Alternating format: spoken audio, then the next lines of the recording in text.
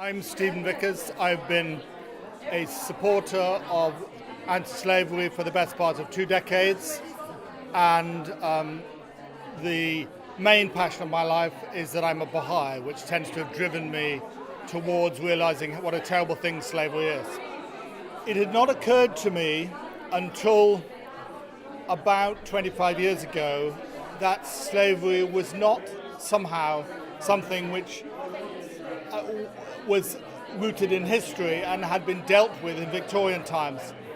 And I have been a historian of Victorian England, and it struck me that the general tolerance of forced labour and of trafficking shown by British people today would not have been acceptable in Victorian times.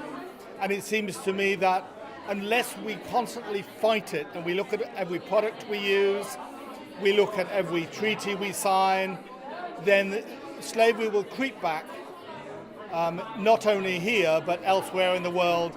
And if we buy things made by slaves, we are guilty of supporting that slavery and that system. One thing that's really hit me is that Anti-Slavery International seems to have found its feet again. I felt that a few years ago we were dealing with a few projects very well indeed.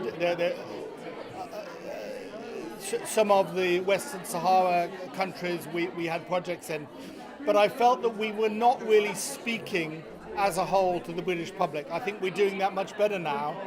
And also at this time when Brexit has occurred, or seemingly occurred, and Her Majesty's government will probably be travelling the world trying to make deals with all and sundry, it's important to remind them that we, the British public, require that they look into the origin of goods and not merely sign agreements for short-term economic interest.